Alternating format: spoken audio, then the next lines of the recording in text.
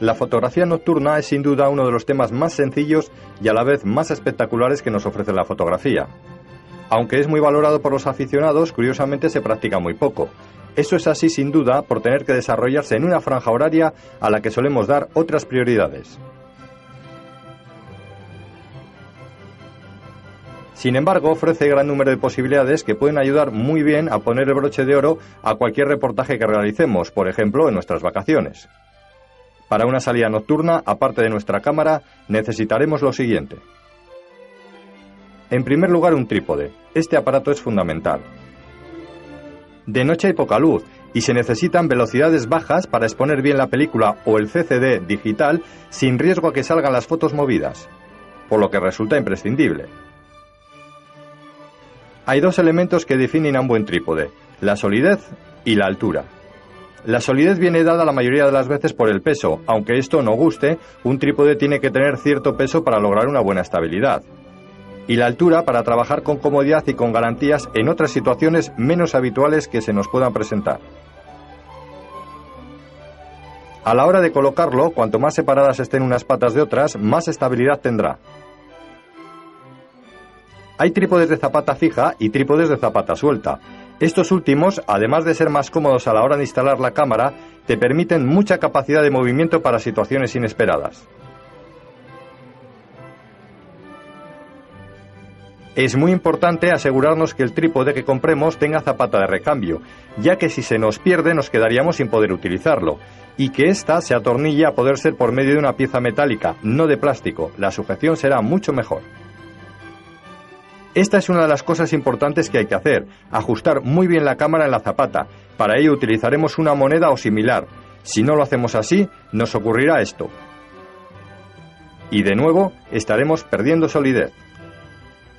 Si se produce una situación inesperada de viento y nuestro trípode no es muy pesado, un buen truco consiste en amarrarle la mochila en la cruceta de las patas y así de esta forma tendrá más firmeza. A la hora de posicionarnos, para evitar tropezar con él, lo haremos en la mayoría de las ocasiones colocando una de sus patas por delante. De esta manera tendremos también más libertad de movimientos. Hay que evitar subir su cuello demasiado. Esto, además de ser poco natural, hace que pierda estabilidad, pues separamos mucho la cámara de la cruceta, que es donde se halla toda la firmeza del trípode. Aparte de la manivela de alzado para subir y bajar la cámara, como hemos visto, en un trípode hay otras piezas fundamentales. La rosca de giro de 360 grados,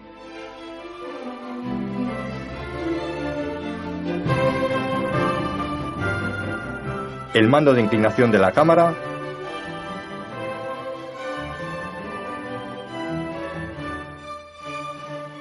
y la palomilla de toma horizontal o vertical.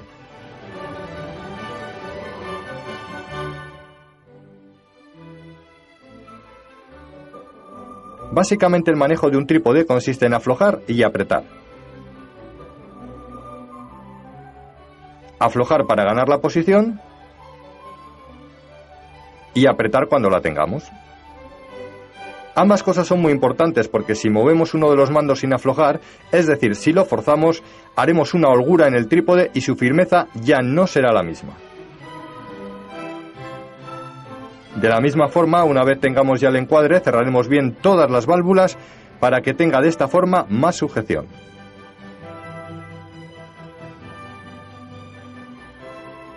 Mucho cuidado con dejar suelto el mando de inclinación de la cámara, especialmente si tenemos un teleobjetivo, ya que puede darnos más de un disgusto. Aparte del volumen y el peso, lo que más molesta al aficionado es lo lento que suele resultar el fotografiar con este aparato. Hay que mover demasiadas cosas para poder encuadrar como es debido. Atención a esto, si mantenéis floja la rosca de giro de 360 grados y la del mando de inclinación de la cámara hasta encontrar la posición, veréis cómo resulta mucho más cómodo y agradable de manejar. Además del trípode, hay otra serie de cosas que harán este tipo de salida más amena y variada. El flash, un cable de disparo, un filtro azul, otro de estrella, algún filtro reductor de luz y, por supuesto, película de 400 ASA si tenéis cámara analógica. Si tenéis digital, bastará con posicionar el dial en este valor. A la hora de medir la luz seguiremos las indicaciones de nuestro fotómetro. La cosa no tiene más misterio, aunque aquí el sobreexponer la imagen no hará que se queme esta, sino que nos descubrirá un aspecto muy curioso de este tipo de fotografía. Si fotografías paisajes a la luz de la luna o escenas que no están directamente alumbradas por farolas, es posible que necesites exponer más de esos 30 segundos, que suele ser la velocidad más lenta que ofrecen los fabricantes en sus cámaras. Entonces no tendrás más remedio que buscar la velocidad siguiente, es decir, la famosa B o bulb, como indican algunas cámaras, y que te permitirá exponer tu CCD digital o tu película fotográfica incluso durante horas si quisieras. Recordemos que en esta posición el obturador, cuando apretábamos el disparador y lo manteníamos apretado con el dedo o utilizando un cable de disparo para más comodidad, permanecía abierto hasta que lo soltábamos, metiendo mucha luz a la cámara. ¿Pero cuánto tiempo hay que tener abierto ese obturador si la cámara ya no me lo indica?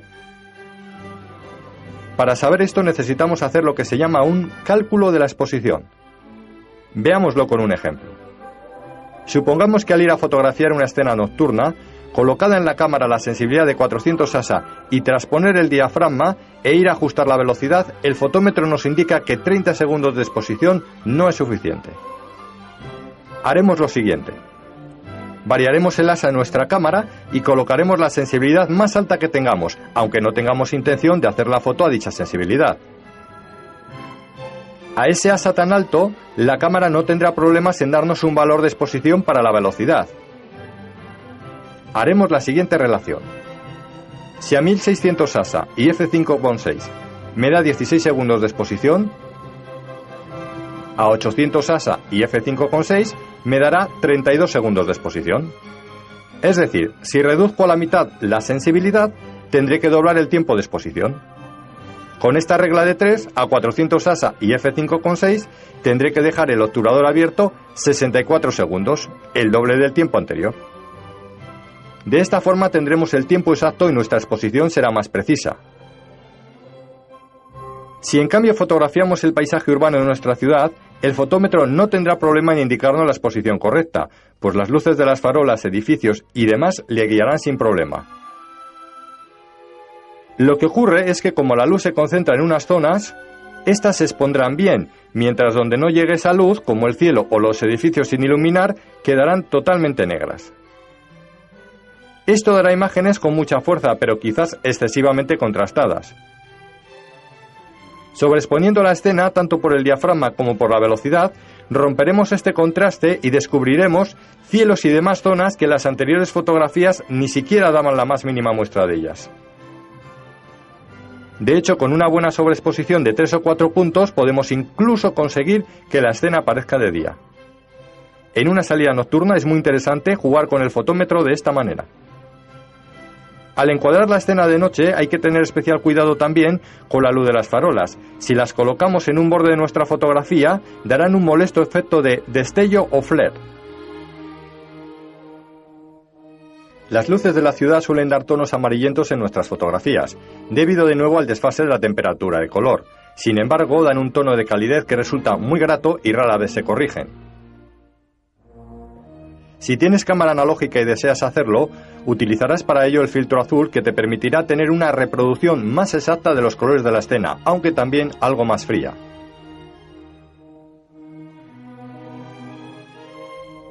Las cámaras digitales tenderán a hacer balance de blancos, sin embargo el conjunto de luces de una ciudad es complejo y en automático no siempre aciertan. Lo mejor es variar el ajuste de tu balance de blancos, poniéndolo en otra posición y comprobar los resultados a ver si son de tu agrado. El filtro de estrella no debería de faltar en ninguna salida de este tipo, pues es sin duda la noche donde más puntos luminosos se encuentran. Podemos lograr composiciones muy elegantes. Si te lo has olvidado y te gusta el efecto que produce, prueba a diafragmar, es decir, cerrar el diafragma y observarás, especialmente en las farolas, que el efecto que se consigue es muy similar.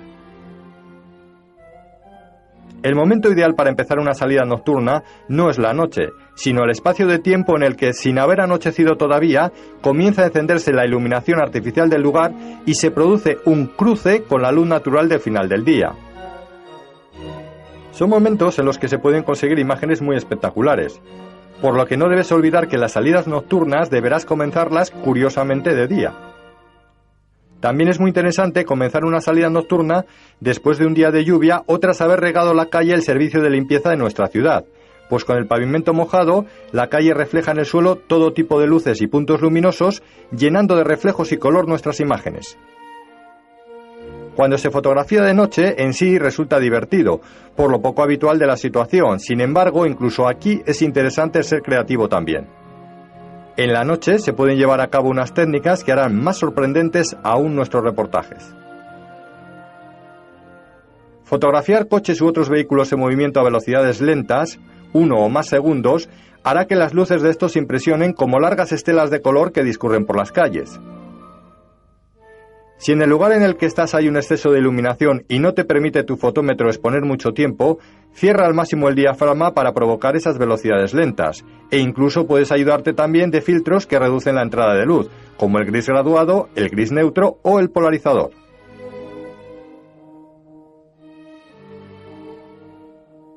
Moviendo el zoom de tu objetivo mientras se realiza la fotografía, se consiguen espectaculares imágenes con aspecto tridimensional.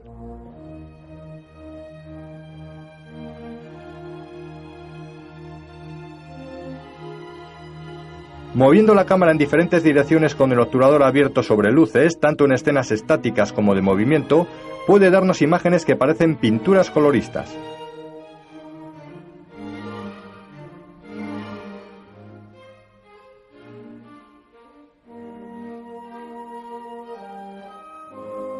Aquí movimos la cámara en círculo sobre la luz de una farola. Los conciertos musicales y eventos similares se fotografían con flash. Si no lo hacéis así, vuestras fotos aparecerán movidas, y con alguna que otra dominante también, que no reproducirán en absoluto lo que visteis. Con el empleo del flash se congelará el movimiento y dejará ver esos bonitos juegos de luces de este tipo de espectáculos. Emplees el tipo de flash que emplees, no olvides vigilar las distancias y ojo a esas feas sombras de los fondos. Recuerda el truco de la toma horizontal que te comentamos. ¿Y qué ocurre si vemos un bonito edificio y queremos fotografiarnos junto a él? Podemos intentarlo, pero sin el flash nos ocurriría algo parecido a esto. Lo mejor es utilizarlo empleando la técnica de flash de relleno de noche.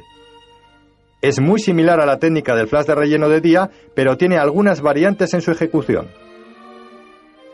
Lo haremos con flash manual o manual con automatismos. En primer lugar, buscaremos el diafragma en base a la distancia que nos vamos a situar de la cámara.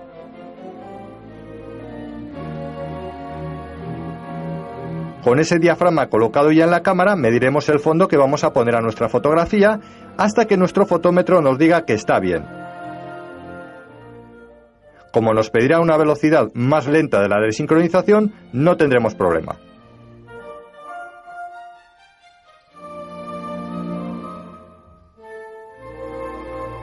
Colocaremos el autodisparador de la cámara .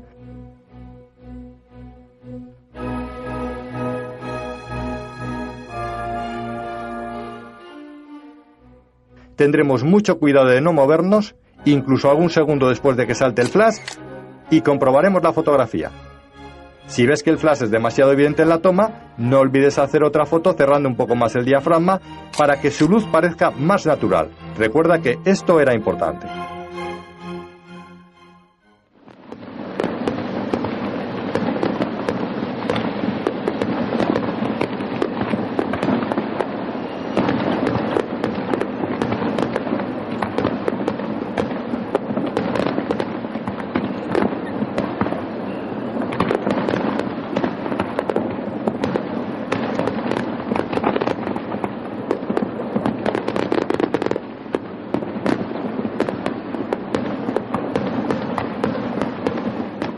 Las fotografías de fuegos artificiales gustan a todo el mundo. Lo cierto es que resultan muy espectaculares y además son más sencillas de realizar de lo que pensáis. Lo primero, una vez bien instalada nuestra cámara en el trípode y con el encuadre ya preparado, nos olvidaremos por completo de nuestro fotómetro e iremos directamente a la velocidad B o bulb. Una vez empiecen los juegos y tras comprobar que entran perfectamente en nuestro encuadre, Pulsaremos el disparador y lo mantendremos pulsado mientras explotan varios en el firmamento. Al cabo de unos segundos lo soltaremos y repetiremos la operación de esta forma una y otra vez. Esto se hace así porque un único fuego resulta muy soso, por eso se mantiene el obturador abierto durante más tiempo, para que se reproduzcan varios en la imagen y de esta forma hacer la fotografía más espectacular. Varía el diafragma y verás cómo se aclaran u oscurecen los objetos cercanos al suelo. El sencillo flash de la cámara nos puede ayudar a iluminar el primer plano si hemos cerrado mucho el diafragma.